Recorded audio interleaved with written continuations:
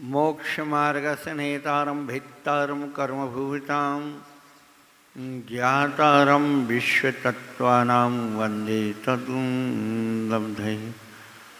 देवादिदेव जयराज श्री महावीर भगवान की, गौमटेश्वर बाहुबली भगवान की जय हो। कल्पतरु भरतेश भगवान की जय हो। महाराज की माइक की थोड़ी आवाज खोलो भैया। कि ज्ञानियों के ज्ञान में तू, ध्यानियों के ध्यान में तू, संगीतों की तान में तू आन के विराजी है। सुगतों की बुद्धि में तू, शिव जी की रिद्धि में तू, ब्रह्मा जी के ब्रह्म में तू ज्ञान हो विराजी है। विष्णु की शान में तू, राम अनुमान में तू, भिन्न भिन्न मत के तू मति में विराजी है। वैशेषिक सांख्य चार वाक मत जैनियों के, अमित मति मान बन के विराजी है। उदासंगमयी जनवाणी माता की, कुंद कुंदाचार्य भगवान की, 20वीं सदी के प्रथमाचार्य चक्रवर्ती आचार्य श्री शांति सागर जी महाराज की, तत्ति पट्टाधीश आचार्य सोमणि गुरुवर्य श्री धर्म सागर जी महाराज की, मम शिक्षा गुरु ज्ञान शिरोमणि आचार्य कल्प श्री सुसागर जी महाराज की, तीन कम 9 करोड़ महाराज की। बोलिए परम पूज्य प्रज्ञा श्रवण अमित सागर जी मुनिराज की, समस्त मुनि संघ की। धर्मानुरागी भव्यात्माओं, बहुत दिन हो गए सुनते सुनते। जैसे आपका बच्चा, आपका पुत्र एक ही क्लास में और 3 साल तक पढ़ता रहे, एक ही कक्षा में 3 साल तक पढ़ता रहे, तो क्या होता है? हेड मास्टर है? ये बताइए कि आप लोग इतने दिनों से कहाँ बैठे हो?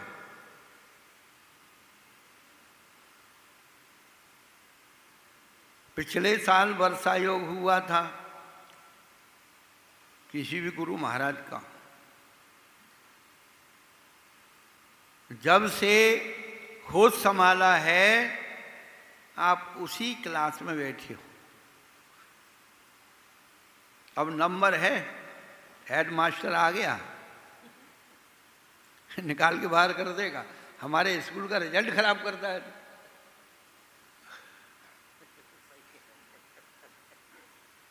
बंद हो। जिस धर्म की बात हम बचपन से सुनते आ रहे हैं, उस धर्म से हमारे जीवन में क्या परिवर्तन आया, ये सोचने की बात। हमने अपने जीवन को परिवर्तित तो किया नहीं, धर्म को अपनी सुविधाओं के अनुसार बना लिया। हम धर्म के अनुसार ढले नहीं, धर्म को हमने अपने अनुसार ढाल लिया। तो ये बात ध्यान रखना, धर्म तो शाश्वत है, धर्म कभी परिवर्तित नहीं होता है। धर्म हमारे जीवन में परिवर्तन लाना चाहिए, इसलिए धर्म होता है। धर्म हमें अपने अस्तित्व को बचाने के लिए आता है। धर्म के माध्यम से हम ना अपना अस्तित्व खोजते हैं कि संसार में हमारी वैल्यू कितनी है। हमसे धर्म की कीमत नहीं है, धर्म से हमारी कीमत है। और धर्म की कीमत हम कम कर देंगे तो हमारी कीमत तो वैसे ही गई।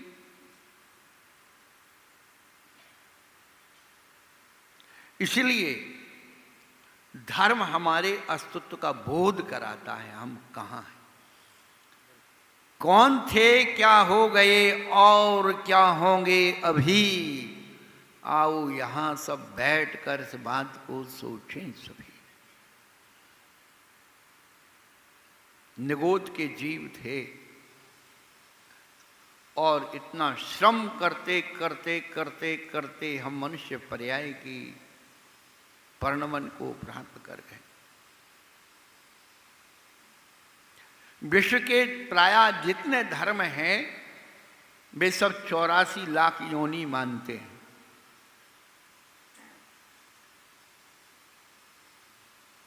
हम कहाँ बैठे हैं ये सोचो।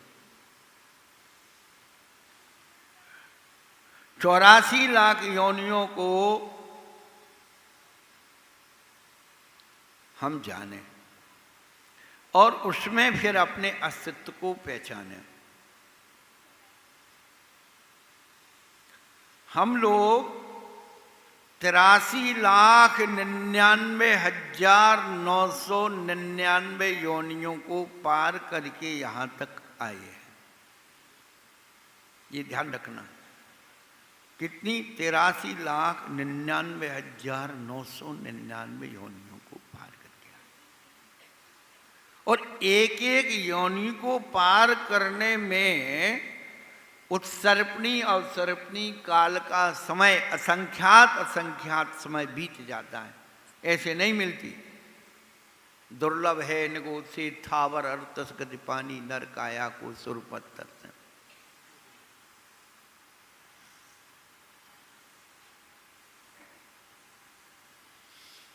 हम लोग जहां बैठे हैं वहां से मोक्ष एक हाथ दूर है।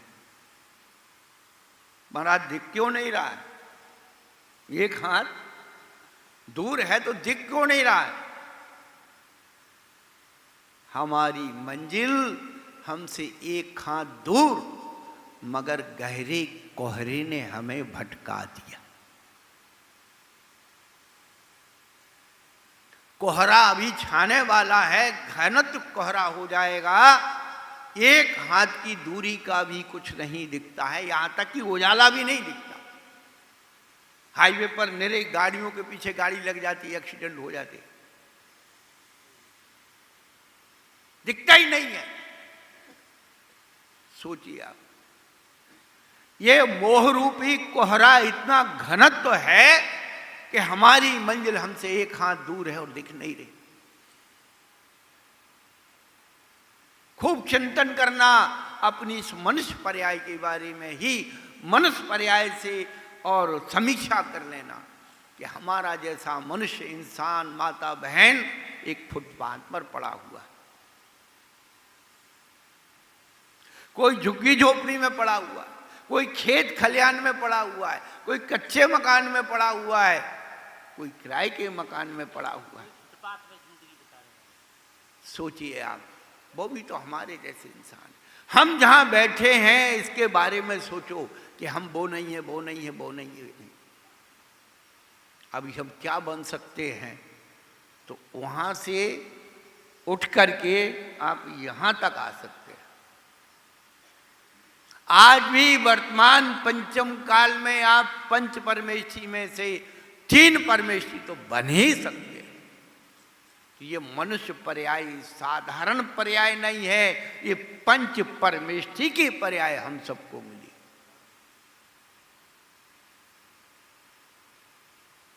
इतनी कीमती चीज अपने पास है, पर अपन को होश नहीं है। अनादिकाल के संस्कार के, संज्ञाओं के संस्कार के कारण हम उन्हीं की तरफ भाग रहे। और हम पिछले दिनों भी बोल रहे हैं और जब तक रहेंगे तब तक बोलते रहेंगे कि धर्म किसी मंदिर का नाम नहीं है, मूर्ति का नाम नहीं है, महाराज का नाम नहीं है।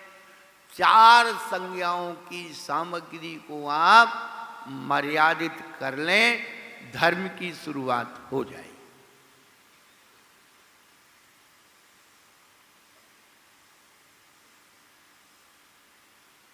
हम लोगों को भोग और भोजन का पाप समझ में नहीं आता, पूजन का पाप जल्दी समझ में आ जाता। भोजन की थाली में पाप नहीं दिखता, पूजन की थाली में पाप दिखना शुरू हो जाता। अरे धर्मात्मा जीवो, भोजन की थाली का पाप समझना शुरू कर दो, भगवान बन जाओगे। पूजन बिल्कुल मत करो, पूजा करना भी छोड़ दो। जब तक भोग और भोजन की मर्यादा नहीं होगी, तब तक हमारी चेतना धर्मात्मा नहीं बन सकती है। भोग और भोजन में आसक्त रहो तो ये सारा जो है ये ढोंग है, छल है। किसके साथ? अपनी आत्मा के साथ। आत्मा के अहित करने वाले कौन हैं? आत्म की अहित विषय और कसाय। हमने विषय कसाय तो छोड़े नहीं। और धर्मात्मा, हमारी परिणति कैसी हो गई? अग्नि जल रही है, चूल्हे की अग्नि जल रही है, ऊपर बर्तन में पानी गर्म हो रहा है, उबल रहा है, और हम उसको ठंडा करना चाहते हैं तो उस भगोनी में उबलते हुए पानी में ऊपर से बर्फ डालना चाहते हैं कि बर्फ डाल करके ये ठंडा हो जाएगा। कितने दिन में ठंडा हो जाएगा? सोचिए आप। नीचे अग्नि जल रही है, ऊपर पानी उबल रहा है, और उबलते हुए पानी को ठंडा करना है। कितने दिन में ठंडा हो जाएगा? पंकज भाई, कितने दिन में ठंडा कर लोगे? नहीं होगा। करना क्या है? बर्फ डालने की जरूरत ही नहीं है। नीचे जो अग्नि जल रही है उसको तू धीरे धीरे कम कर दे, पानी अपने आप ठंडा हो जाए। जितने ये झगड़े धर्म में हो रहे हैं ना, धर्म में तो झगड़ा है ही नहीं, धर्म तो निर्विवाद है।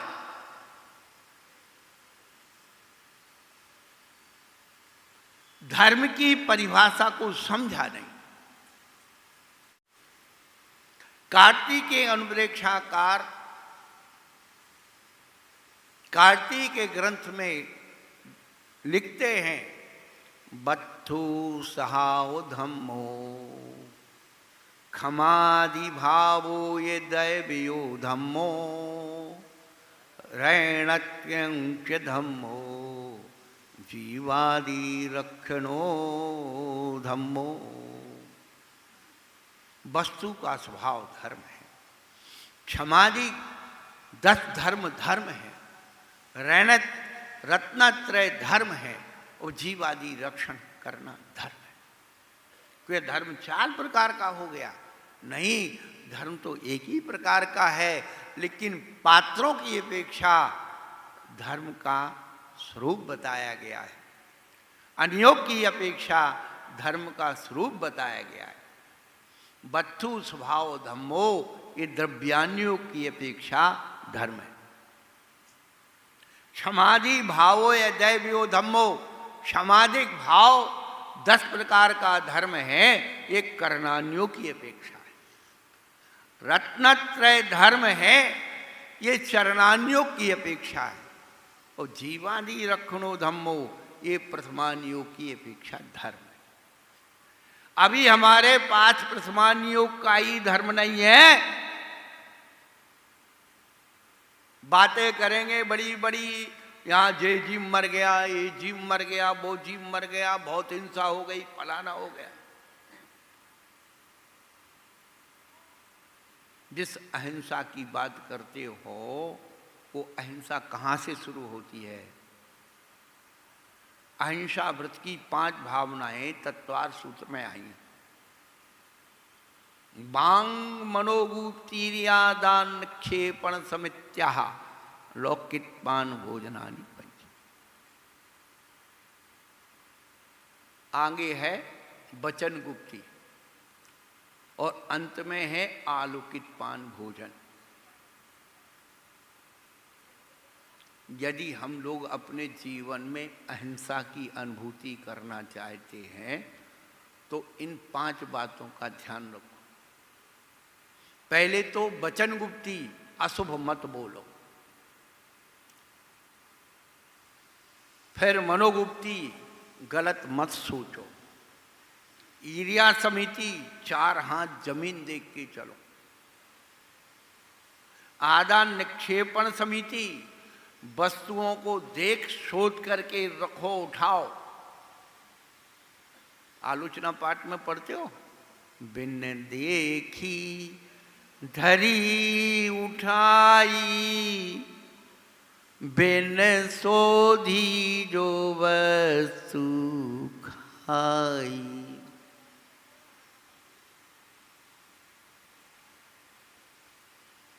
आलोकित पान भोजन का मतलब क्या है? 5 इंद्रियों से देख सोच करके भोजन करने का नाम आलोकित पान भोजन। हमारे पंडित जी तो हमें ये समझाते हैं कि दिन के उजाले में भोजन कर लो सो आलोकित पान भोजन। आलोकित पद की जो व्युत्पत्ति है, आ परिशमंतात लोकता आलोकता। भक्ष्य भोजन को भी क्या, भक्ष्य भोजन को भी देख सोच करके खाना, 5 इंद्रियों से देख सोच के खाना, उसका नाम है आलोकित पान भोजन।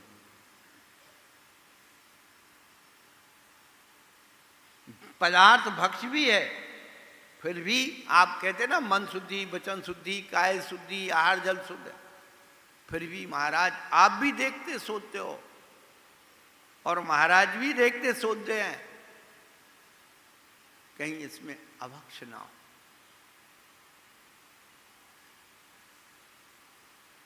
तो भक्ष्य भोजन को भी देख सोच करके खाने का नाम आलोकित पान भोजन। अब कैसे देखेंगे सोचेंगे? 5 इंद्रिय, स्पर्श से शुरू कर दो या थोड़ा प्रकृति की तरफ देखो। जानवर जब भी होता है, किसी भी भोजन को करता है, करने के पहले, खाने के पहले क्या करता है? क्या करता है? देखो, अब आपको पता है क्या सूंघता है। अपन लोग क्या करते हैं? वैधानिक चेतावनी लिखी हुई है उस पर, वैधानिक चेतावनी लिखी हुई है कि गुटखा चबाना हानिकारक है, मद्यपान करना हानिकारक है?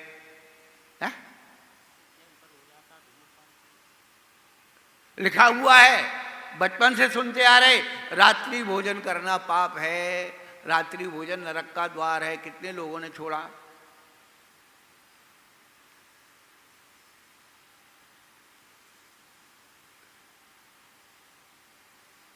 अभक्ष्य खाना पाप है, कंद भक्षण पाप है। कितने लोगों ने छोड़ा? जो वास्तव में पाप है वो तो छोड़ने को तैयार नहीं। और ये समझा दो यदि कि दीपक जलाने में पाप है, धूप चलाने में पाप है, इतने जल्दी छोड़ेंगे। ये पूजन की थाली का पाप तो बहुत जल्दी समझ में आ जाता है, ये भोजन की थाली का पाप कब समझ में आएगा?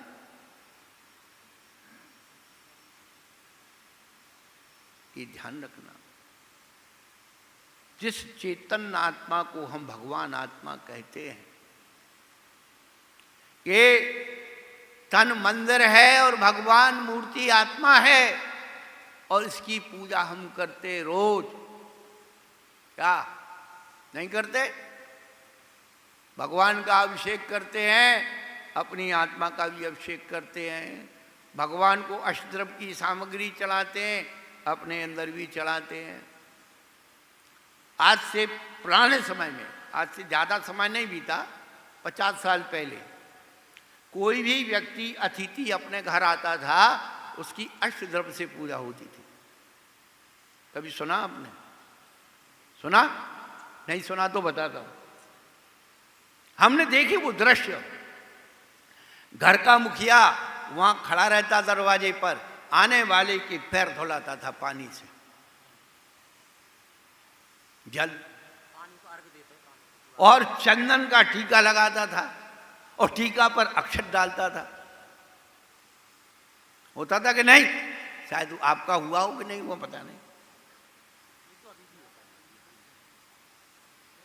और मम्मी ठकरा तो नैवेद्य हो गई। और आरती है, आप दूल्हा बन के गए थे, सासू ने और आरती उतारी थी।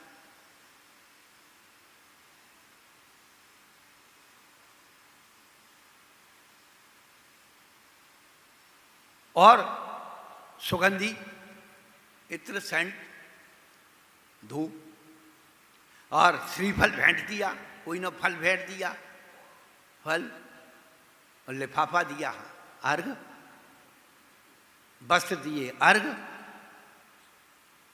तो आपकी पूजा में यदि कमी हो जाए तो आप तो बिल्कुल वहां नहीं जाना साहब, बड़ा अपमान होता।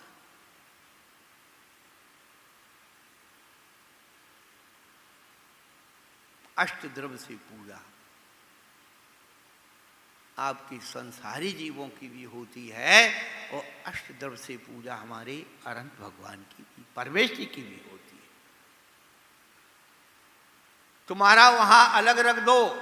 जो व्यक्ति कहते हमारी आत्मा भगवान आत्मा है, तो भैया इस भगवान आत्मा को भी अष्टद्रव्य से, जब भोजन शुरू करते हो तो पहले हाथ धो के थोड़ा सा 2 घूंट पानी पीते हो। सारे अष्टद्रव्य अपने पेट में जाते हैं, समय नहीं है।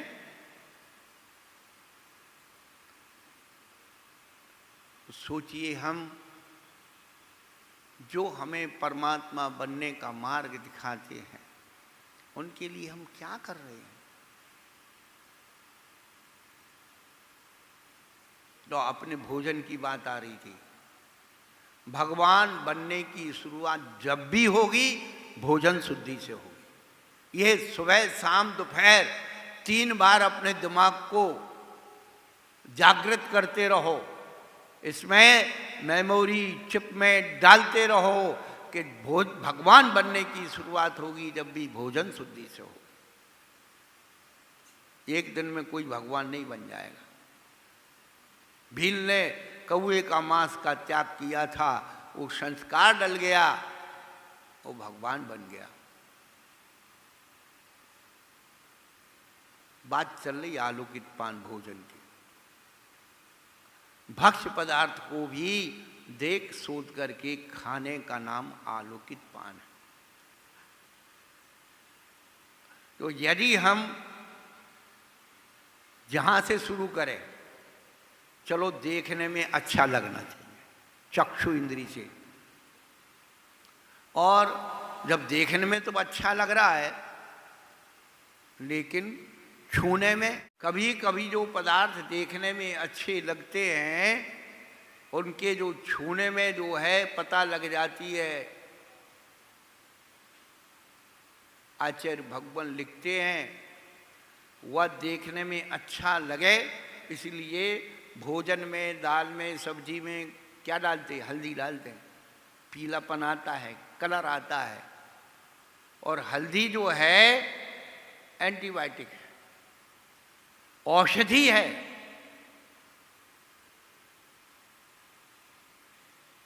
देखने में अच्छा लगता। मसाले जो खाए जाते हैं वो स्वास्थ्य के लिए खाए जाते हैं, स्वाद के लिए नहीं खाए जाते। छूने में ना अति गर्म हो ना ठंडा हो, इसलिए कभी भी क्या चम्मच से नहीं खाना चाहिए, हाथ से खाना चाहिए।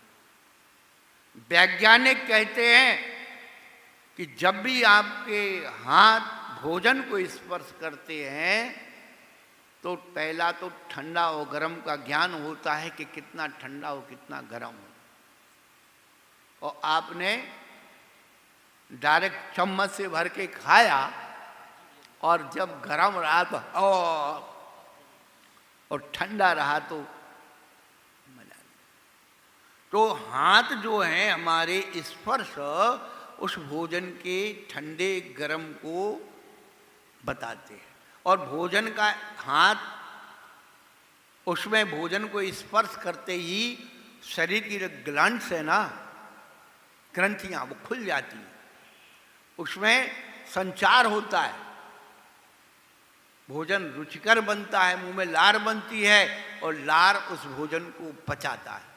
इसलिए माता बहनें बच्चों को खिलाती ना तो जल्दी जल्दी निकल दें, तो मम्मी कहती चबा चबा के खाओ, क्यों? लार मिलना चाहिए। तो जो हाथ से स्पर्श करते ही उस भोजन में लार बनना शुरू हो जाती, वो स्वास्थ्य के लिए लाभ। और चम्मच से खाओगे तो जो चम्मच से खाते हैं ना वो सबसे बड़ा पाप करते हैं। क्यों?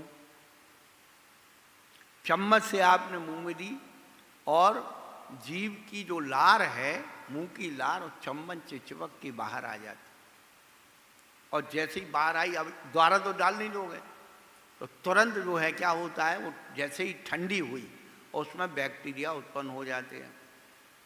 जो लोग दुधल की बात करते हैं ना, वो सबसे बड़ा दुधल का बाप खाते। हाथ से ही भोजन करना चाहिए, उससे आपका पता लगता है कितना ठंडा और कितना गर्म है। वैज्ञानिकों ने शोध की है, आप भी देख लीजिए, आप अनुभव करके देख लीजिए। आप जो दाल भात चावल खाते हो, चम्मच से मिला के खाओ और हाथ से मिला के खाओ, स्वाद में अंतर आता है कि नहीं आता? अब आप ये कहोगे कि महाराज हाथ से खा रहे हैं और होंठ की लार तो हाथ में भी लग जाएगी। बंधुओं, हाथ की जो खून की गर्मी है उसके कारण यदि किंचित आ भी गई तो उसमें बैक्टीरिया उत्पन्न नहीं होगा। इसलिए स्पर्श, और उसके बाद ऐसा मत करो उठा के और भर लो मुंह में, रसना थोड़ा सा लेना चाहिए।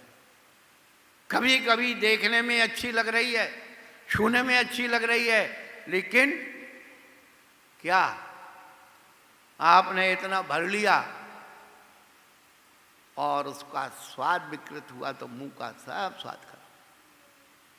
इसलिए पहले थोड़ा सा चखो। ये जो बफे सिस्टम की परंपरा, बड़ी प्रशस्त परंपरा, लेकिन उसका स्वरूप बिगड़ गया। उसका मतलब ये होता है बफे सिस्टम का कि आपको जो चीज खानी है पहले वो चीज लो, उतनी लो और उसको छको। आपकी प्रकृति के अनुकूल है तो खा लो, नहीं छोड़ दो। फिर आपने जो खाने की चीज थी, पूरी सब्जी जो भी खाया, मीठा खाया तो मीठा जब ये खत्म हो जाए तब मीठा लो, उसके साथ नमकीन, उसका जो कम्युनिकेशन वो चीज ले लो, उतनी लो जितनी आप, और उसको देख करके फिर दूसरी चीज लो। यह है उसकी परंपरा। अब आप लोग तो क्या करते हो, प्लेट उठाई और भैंस की ऐसी सानी इकट्ठी कर ली सब और पहुंच गई। अब बार बार कौन जाए था भीड़ में धक्का खाए, पर क्या होता है, नहीं खाया गया फेंक के चल दिया। आपके घर में कोई ऐसा करे आपको कितना बुरा लगे। हम दूसरे के घर में बुरा करके आते, ये महिला शक्ति, एक संगठन, ये फलाने, कम से कम और कुछ मत करो, बहुत बड़ा धर्म मत करो, अपने भगवान जीवन भगवान को अच्छा सा ये अर्घ चढ़ाते हो ना, हम बताने वाले थे लेकिन हम थोड़ा इधर उधर मारना चली जाती। पूजा की जो सामग्री है अष्टद्रव्य, सबको नाम याद है, जल, चंदन, अक्षत, पुष्प नैवेद्य दीप धूप फल अर्घ। अर्घ नहीं है, अष्टद्रव्य की सामग्री में अर्घ नहीं है, अर्घ अलग है। लोगों को पता नहीं है। हमने जब पुराना आगम पढ़ा, पुरानी चीजें पढ़ी, हमने कहा रही ये जल चंदन अक्षर पुष्प नैवेद्य दीप धूप और फल, ये 8 अर्घ है। ये 8 जो है सामग्री द्रव्य। इनके अलावा अर्घ अलग चीज है। हम लोग क्या करते हैं, सब मिला करके और अर्घ बना लेते हैं। वो अर्घ है ही नहीं। आचार्य भगवान अर्घ का मतलब कहते हैं कोई कीमती वस्तु को अर्घ कहा जाता है। कीमती द्रव्य को अर्घ कहा जाता है। पूज्यपाद आचार्य ने महाजनाभिषेक पाठ में लिखा है और गुणभद्राचार्य ने अपने अभिषेक पाठ में लिखा है। ये जो कीमती द्रव्य है, छत्र, चमर, भामंडल, झारी, ध्वजा, कलसा, घंटा, ये सब कीमती द्रव्य हैं। ये अर्घ के रूप में कहलाते हैं। फिर क्या होता है, हमारे बुजुर्ग क्या करते थे, मंदिर के नाम दुकान, मकान, जमीन कर देते थे, बगीचा, कुआं, ये सब बना देते थे। ये अर्घ के रूप में अर्पण करते, जिससे मंदिर की व्यवस्था चलती रहे, भगवान का वैभव बढ़ता रहे। ये अर्घ है। अब जी सब चीजें धीरे धीरे लोप हो गई। आदमी का प्रमाद हो, हिम्मत है, सीख का मूसल हो गया। अब रोज क्या करे, तो इतना सब बेकार जाएगा। तो मंदिर में गोलक की जो परंपरा है, जो हम मंदिर में रुपया डालते हैं, वो अर्घ है।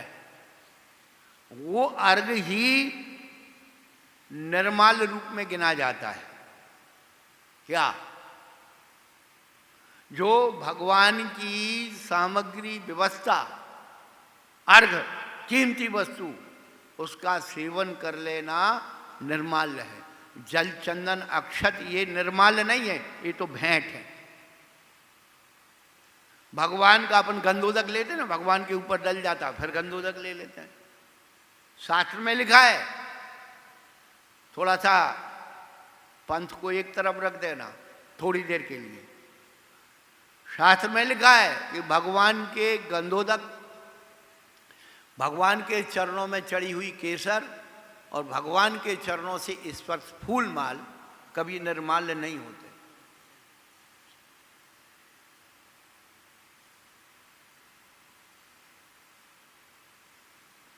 ये कीमती द्रव्य जो चढ़ाते हैं वो निर्माल्य की कोटि में जाते हैं। उन पर आप अपना अधिकार मानते हो तो सब निर्माल्य।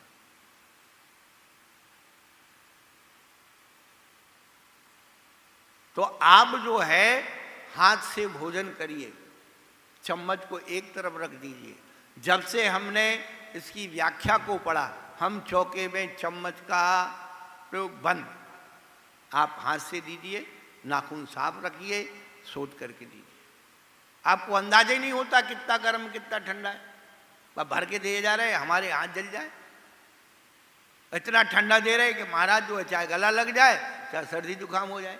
अरे तुम्हें विवेक होना चाहिए कि साधु की चर्या मौसम के अनुसार ठंडा गर्म कैसे रहना।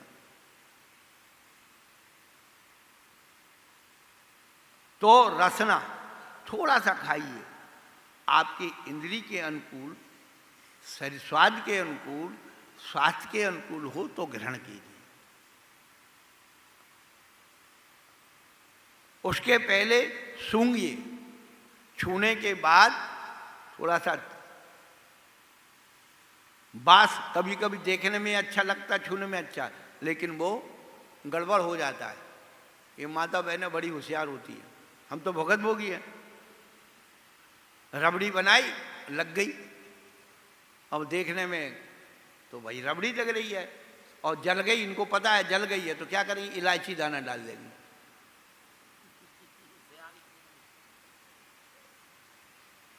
और फिर कहेंगे महाराज क्यों। मालूम पड़ी कि वो सब हिसाब किताब लग गया। इसलिए बिल्कुल थोड़ी सी चीज लो, सूंघ करके देखो, फिर उसके बाद चखो, ये सब समझ में आ रहा है।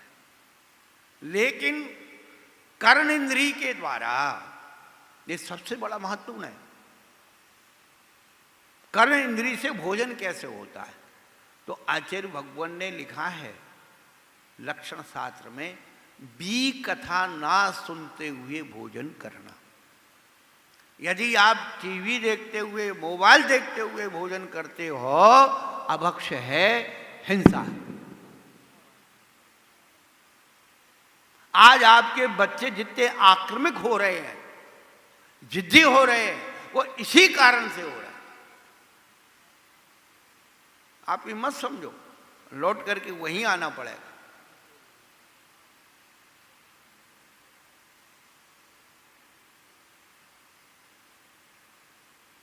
भक्ष्य वस्तुओं के अभक्ष नाम रख करके खाना, ये क्या है?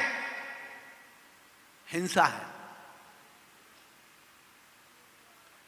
नमकीन चावल बनाए और पुलाव खाओ, पकौड़ी की सब्जी बनाई, कोफ्ता लो। ये क्या है? आपके घर में पुलाव और कोफ्ता प्रवेश कर गया, आपका कुछ नहीं बिगड़ेगा, बिगड़ेगा हमारा। अब कहो क्यों बिगड़ेगा? बताए। आप महाराज का विहार करवा रहे और रास्ते में कोई स्कूल में, कोई अतिथि गृह में, कोई पंचायत घर में, आप धर्मशाला में महाराज का आहार करवा रहे।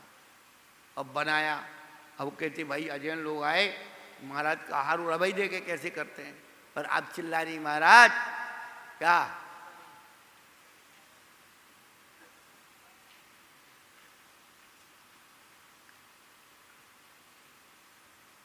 नाम ही भूल जाते हैं उनका।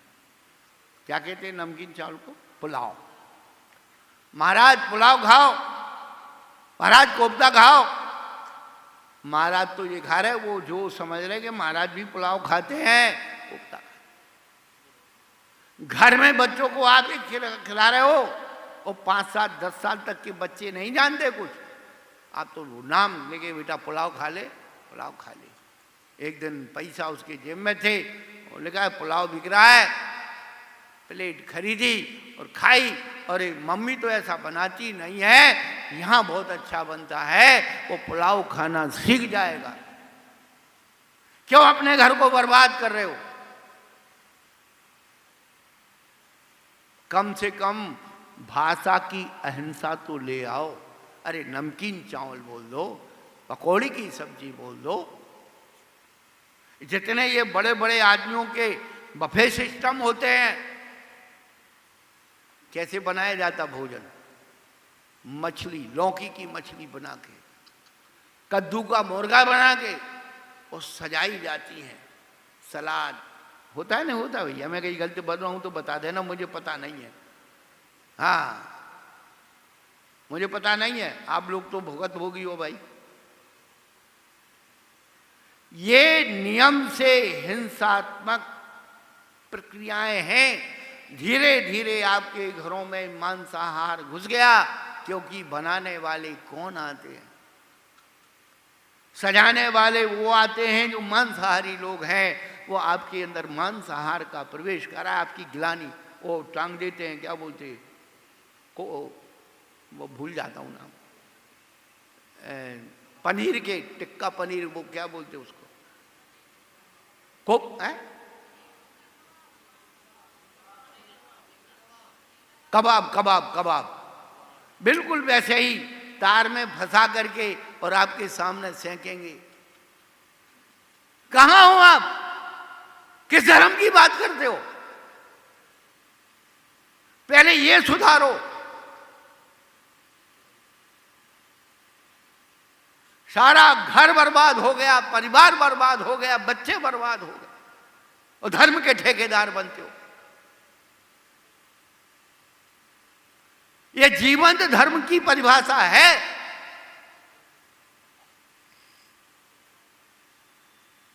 रोटी और बेटी दोनों भ्रष्ट हो गई।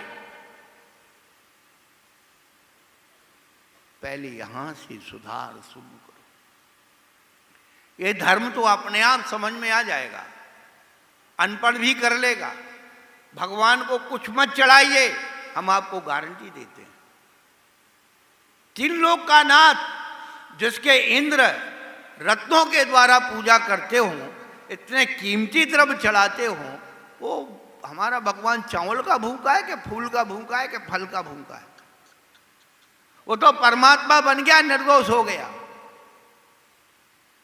ये जो पूजन सामग्री है, अपन किनको चढ़ाते? भैया बहुत कीमती हो जाएगी, माली पे चली जाएगी। भगवान नहीं दिख रहे, माली दिख रहा है। कहां हम जी रहे हैं? आपने अपने भोगों के स्टैंडर्ड को बढ़ा लिया।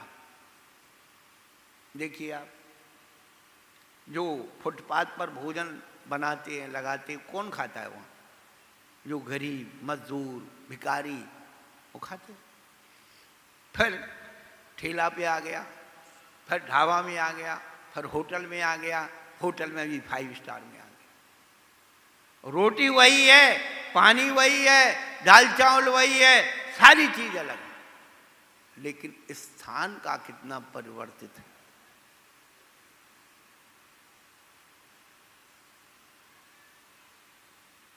भोग और भोजन यदि मर्यादित है तो धर्म है।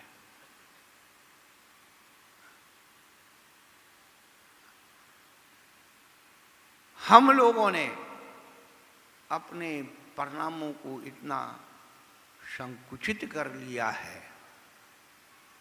अरे उदाहरण मिलते हैं। मनोवती ने गजमुक्ता चढ़ा करके भगवान को दर्शन करूंगी, गजमुक्ता चढ़ा करके भगवान के दर्शन करूंगी, तब भोजन करूंगी। उसको गजमुक्ता की व्यवस्था हो गई। सास ससुर ने घर से निकाल दिया, 3 दिन तक भूखी रही। देवों के आसन कंपायमान हुए और मंदिर बन गया और गजमुक्ताओं का ढेर लग गया। आप कुछ नियम लेकर को तो देखो। हम आपसे कुछ नहीं कहेंगे कि आप ये चढ़ाओ कि मत चढ़ाओ। आपका ग्रंथ, आपका मानस जो बोलता हो वो पढ़ लेना। परंतु पंडित सदाशिवदास जी, उनका रत्नकंठ साहब का 4, उसके 201, 202 पेज पर जाके पढ़ लेना कि आप भगवान को क्या चढ़ा सकते हो और क्या नहीं चढ़ा सकते। और वैसे उदाहरण के रूप में बचपन से सुनते आए, देवफत खेवफत नाम के 2 क्या सेठ जी के कर्मचारी थे। सेठ जी जा रहे थे शिखर जी यात्रा करने के लिए। उन दोनों भाइयों को भी कहा, भाई आप भी चलो। क्यों? रास्ते में बैलगाड़ी में जा रहे हो तो बैल कौन संभालेगा, सानी कौन बनाएगा, इनकी देखरेख कौन करेगा, रात में कोई चोर चक्के आ गए तो कौन लड़ेगा। उनको साथ में ले गए और सेठ जी बनारस में पहुंचे। उन्होंने बढ़िया सोने चांदी के सारे रत्नों वगैरह ऐसी चढ़ाने की चीजें, कीमती चीजें खरीदी। और दोनों भाई जब चलने लगे, आपको बता रहा है, दोनों भाई जब चलने लगे कि भाई अपन समय से कर की यात्रा जा रहे हैं, क्या करेंगे। उनने मेहनत मजदूरी से ज्वार इकट्ठी करके रखी थी, उसकी पोटली बनाई और गाड़ी में रख ली। अब सोचने लगे वहाँ पहुँचने के बाद कि भैया ये लोग तो जब जाएंगे और इनके सामने ये चावल ये चलाएंगे तो अच्छा नहीं लगेगा। दोनों भाई जल्दी उठ करके और टोंकों की पर जो है ज्वार के दाने चढ़ाते गए और लौट आए। पीछे बाद जब सेठ जी पहुंचे तो वे ज्वार के दाने रत्न बने हुए थे। सेठ जी के अहंकार को ठेस लगी कि अरे मेरे से बड़ा कौन व्यक्ति पहले आकर के रत्न चढ़ा गया। आकर के कोठी में पता किया कि कौन सा राजा महाराजा है भाई, ऊपर रत्न चढ़ा के आए। भैया अभी तो यहाँ कोई नहीं ठहरा। अच्छा, तो आज पहली बार गया है तो कम से कम 3 वंदना तो करेगा ही करेगा, कल फिर चढ़ाएगा। फिर दूसरे दिन भी वो भाई जल्दी उठ करके गए और चढ़ाए ज्वार के दाने, सब रत्न बन गए। तीसरे दिन पता लग गई कि दोनों भाई ज्वार के दाने चढ़ाती वो रत्न बन जाते।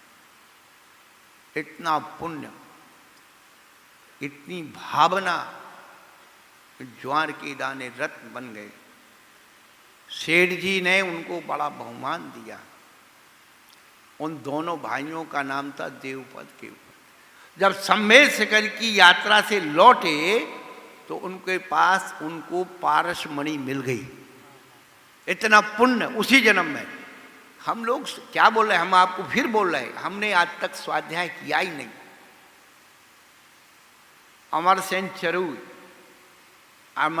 चरू एक वो है कहानी की, आप पूज्य हमारे वसुनंदी महाराज, उन्होंने उसे प्रकाशित कराया था।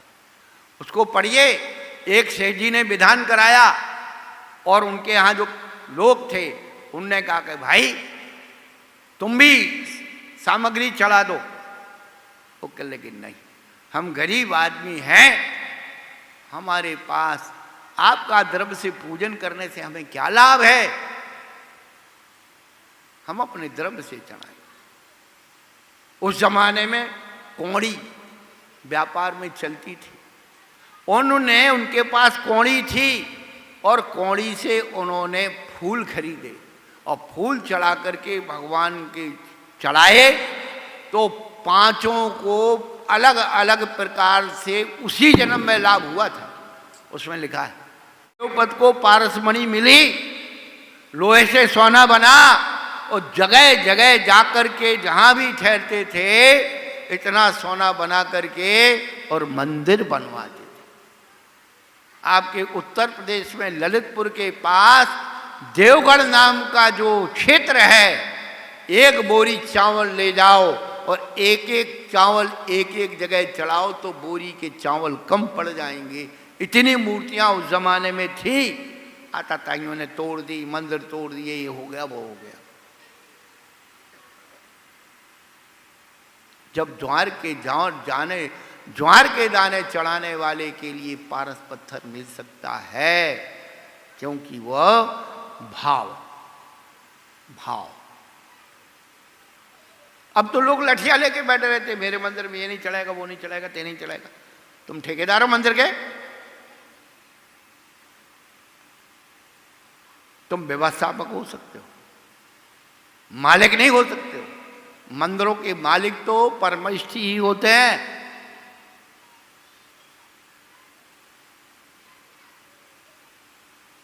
आलोकित पान भोजन की बात कर रहे हैं। आप अपने चैतन्य भगवान को शुद्ध भोजन कराइए।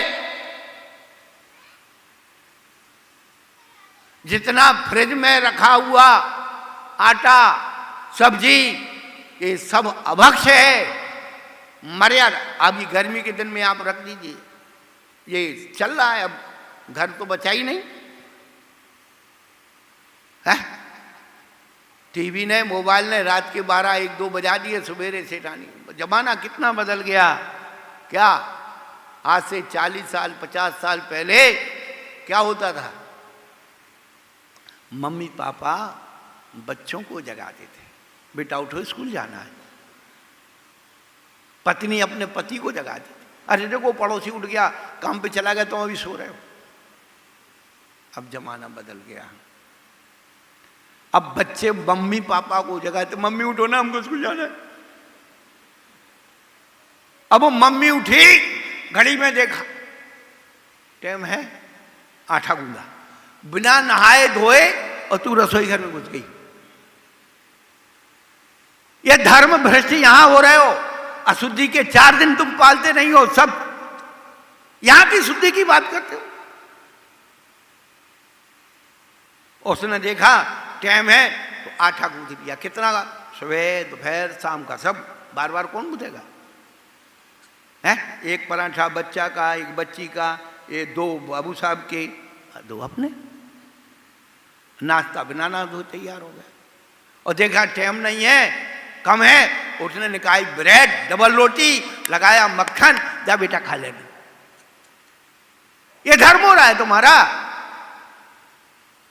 ना आटे की मर्यादा, ना मसाले की मर्यादा, भोज, इसको धर्म नहीं कहते। कितना ही कर लेना, आमने सागर के सारी दुनिया खिलाफ हो जाना, हमें कोई दिक्कत नहीं है।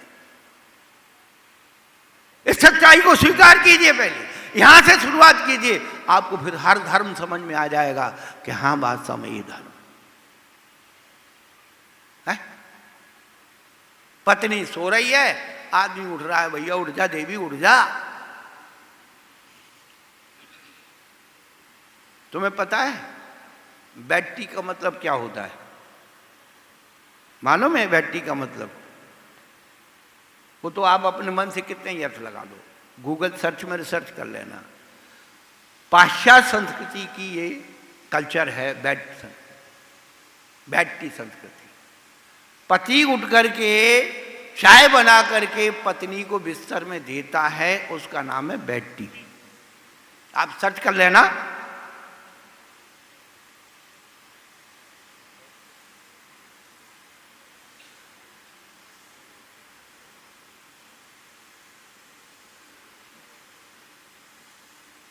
सारा कल्चर बदल रहा है, हम लोग धर्म से इसलिए बहुत दूर जा रहे हैं। बाद में महाराजों के पास आते, महाराज हम इससे दुखी, उससे दुखी। हम क्या करें भैया? पहले अपने खान पान को, अपने रोटी और बेटी को सुधार लो। पूरा धर्म की शुरुआत वहीं से होगी।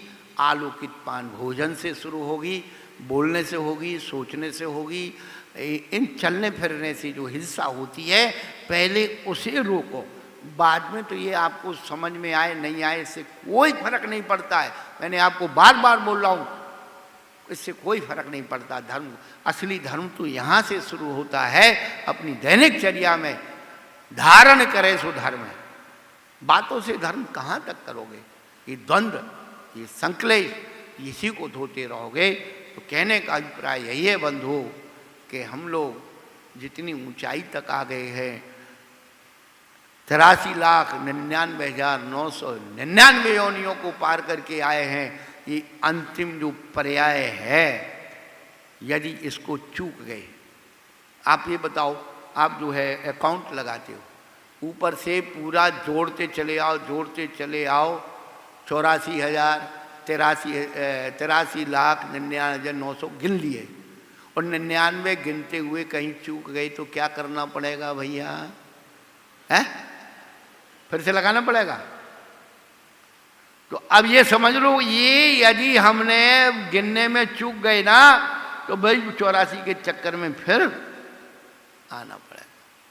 ये पंडाल बना हुआ है, ये मेन एक दरवाजा, इसको भी बंद कर दो, और चारों तरफ से घुसने का एक ही दरवाजा है, और अंधा व्यक्ति उसमें घुसना चाहता है और स्पर्श करके चल रहा है। जैसे ही दरवाजा आया, उसे खुजली लगने लगी, वो खुजाने लगा और 4 कदम आगे चल गया, फिर उतना ही चक्कर लगाओ। बंधुओं, इस 4 कदम की जिंदगी में यदि 1 कदम में भी यदि होश आ जाए, थोड़ा सा छोड़ के ऐसा लगोगे यही दरवाजा है, और घुस जाओगे।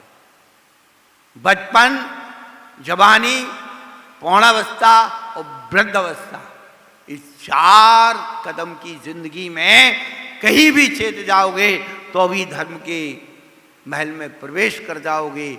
और यदि विषय कसाई की खुजली खुजाते रहे तो बंधुओं बाहर के बाहर चक्कर लगाते रहोगे। आत्मा का कभी 3 काल में कल्याण नहीं हो सकता है। चलो महावीर भगवान सागर जी महाराज की। बंधु, बाकी हमें अपने आप को